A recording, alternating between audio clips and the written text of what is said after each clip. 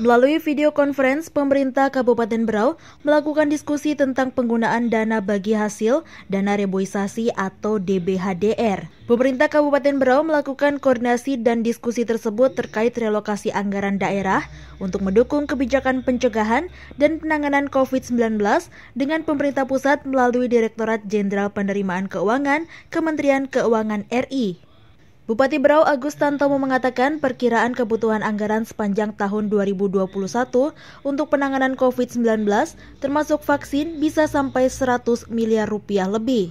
Sementara anggaran yang tersedia di anggaran 2021 melalui mata anggaran belanja tak terduga hanya sebesar 23 miliar rupiah. Sehingga diperkirakan tidak akan cukup. Pemerintah pusat melalui Menteri Keuangan boleh menggunakan dana DBHDR sebanyak 25%.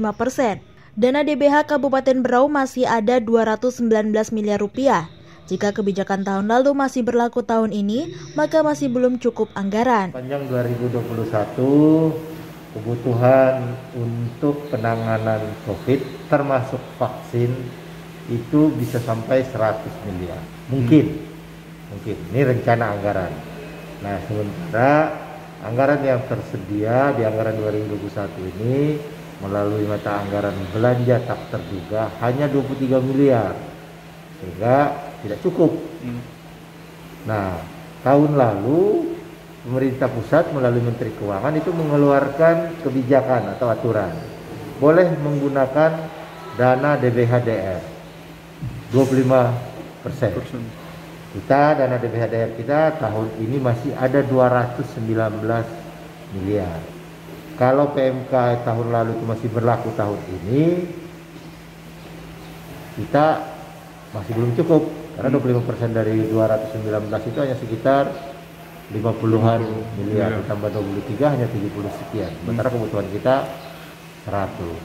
Maka kita meminta kebijakan apa boleh kami memanfaatkan dana DBHDR itu sampai 50% supaya tercukupi yang 100 miliar tadi. Tadi sudah dijawab, ya boleh, karena itu sifatnya pinjaman. Kita pinjam, nanti di tahun berikutnya dikembalikan. Dan boleh sampai 50%. Dan langkah itu akan diambil oleh Pemkab, Pak? Kita ada jalan lain selain itu. Bupati Berau juga menegaskan dana 100 miliar rupiah tersebut untuk penanganan COVID-19 di tahun 2021 masih sebatas rencana yang disiapkan oleh pemerintah pusat.